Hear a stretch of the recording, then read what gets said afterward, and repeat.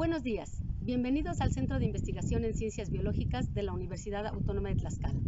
A continuación vamos a proyectar un video del ingeniero Juan Humberto Espejo Vaquero de la Universidad Nacional de Colombia. Él nos va a hablar de la importancia que tienen las condiciones climáticas para el desarrollo de las cactáceas. Es muy importante para los procesos de cultivo y propagación de estas plantas que conozcamos en qué condiciones deben desarrollarse las plantas, así como también debemos conocer las condiciones y/o el manejo de estas plantas a nivel de invernadero. Muchas gracias por su asistencia. Vamos a dar paso a la presentación del video. Buenos días Colombia, buenos días Tlaxcala. Hola doctora Mercedes y hola ingeniero Juan Humberto. La primera pregunta que tenemos es: ¿cuáles son las diferencias climáticas más significativas entre San Antonio de Tequendama, donde está el vivero del ingeniero Cactiadictus, con respecto al altiplano mexicano y el norte del país? Caluroso saludo a nuestros amigos cactuceros del Centro de Investigación en Ciencias Biológicas de la Universidad Autónoma de Tlaxcala, especialmente a la doctora Mercedes Rodríguez, quien nos invita a participar de este acontecimiento. Me corresponde hablar sobre las diferencias climáticas que hay entre México y Colombia. Y quiero comentarles que en México, como en Colombia y como en toda parte del mundo, siempre existe una diferencia de temperaturas en los distintos pisos térmicos que cuentan. En algunos países como Colombia, que tiene una orografía mucho más quebrada, mucho más fuerte, tenemos picos de 4.500 metros junto al mar, en donde hay nieves perpetuas, ¿sí? Tenemos sitios que incluso están por debajo del nivel del mar, al interior. Y se ha llegado a establecer de que por cada 100 metros de diferencia en altura de piso térmico hay un grado a favor o en contra de la temperatura. Igual en México sucede, no podemos comparar la temperatura de Calima contra la de Pachuca, por ejemplo. Son dos sitios distintos, a pesar de que haya otros factores que interactúan. Pero la principal causa de las diferencias de clima que existen entre Colombia y México son las estaciones. En Colombia tenemos épocas lluviosas, épocas secas. En unas partes del país hay un clima monzónico, que son 2 épocas lluviosas, 2 épocas secas por año. En otras es una época seca, una época lluviosa. Eso en México es diferente. En México tenemos 4 estaciones bien marcadas. Tenemos una época invernal en donde hace frío, no hay buena iluminación, hay muy pocas horas de luz día y además no llueve. Está el verano, donde tenemos mayor luz, mayor iluminación, mayor temperatura por tanto, y llueve. En Colombia la época seca es la más cálida, porque ahí la temperatura es pareja durante todo el año, pero no hay el efecto de la lluvia que refresca, que baja un poco la temperatura en la zona, en la época de lluvias. Pero nunca pasa de 4 grados la diferencia entre una y otra época. Esto es lo que genera la mayor contrariedad en el cultivo de cactáceas para nosotros aquí en Colombia. La falta de estaciones nos está afectando mucho. Si ustedes se fijan, al norte tenemos estaciones y hay buena cantidad de cactus, 45% las mexicanas. Al sur tenemos estaciones también. Nosotros en el Centroamérica y en la parte norte de Colombia no tenemos estaciones, por tanto muy pocas plantas. Muchas gracias ingeniero. La siguiente pregunta, muy sencilla: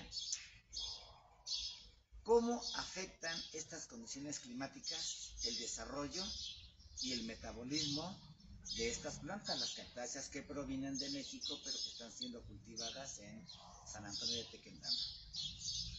Pues bien, yo diría que las plantas provenientes del centro y norte de México, cultivadas en Colombia, tienen un clima no tan favorable O mejor lo explicaría de esta manera. Si nomás las que son provenientes del norte de México tienen inconvenientes en centro de México, en el estado de México, por ejemplo, no tienen floraciones, no tienen el suficiente frío, ni la suficiente época de falta de luz para que entren en receso, entren en una dormancia. Mucho más va a ser la afección en Colombia, que estamos más cerca de la línea ecuatorial. El norte de México está a 5.500 kilómetros. El centro de México está a 3.000, 2.500 menos. Pero Bogotá está a 650 kilómetros de la línea ecuatorial. Entonces la afección es mucho más fuerte aquí en San Antonio, que es donde estamos nosotros.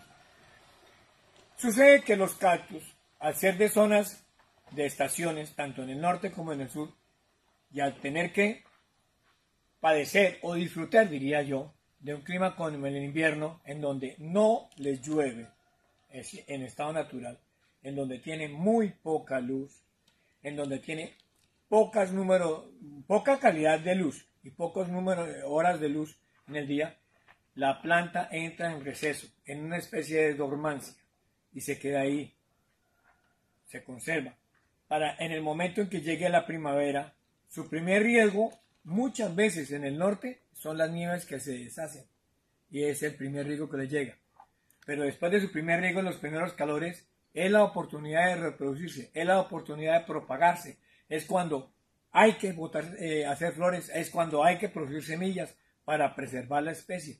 Es una condición muy natural de todos los seres vivos, plantas, animales.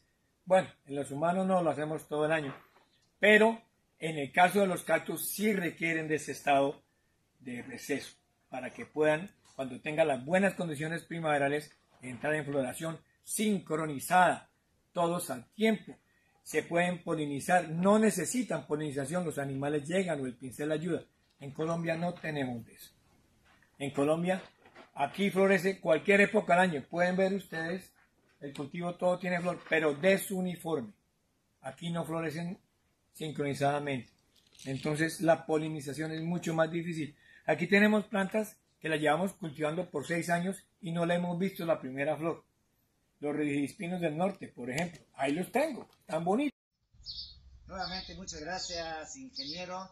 Y la última pregunta, ¿cómo enfrentan estas dificultades? ¿Cómo atienden esta problemática de las diferencias climáticas, entre un país y otro?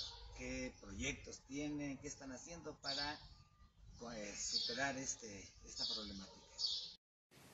Si nos preguntan qué debemos hacer, qué podemos hacer para continuar cultivando nuestras plantas, continuar con el proceso de propagar para conservar, lo primero que tenemos que hacer es pedir semillitas porque no tenemos la capacidad de producirlas. Pero sí tenemos que cambiar algunas condiciones.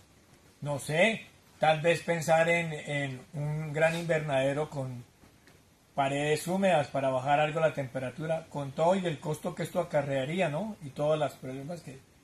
No sé si algún día lleguemos a hacerlo. Podemos suministrar, tener luz suplementaria, eso ayuda a algo en la floración. Podemos también trabajar con cortinas para oscurecerle un poco la luz cuando queramos que se induzcan. O recurrir a ayudas de hormonas o investigar. En todo caso, lo que sí hay que trabajar mucho, estudiar mucho, prepararnos mucho, hablar mucho con nuestros amigos de investigación,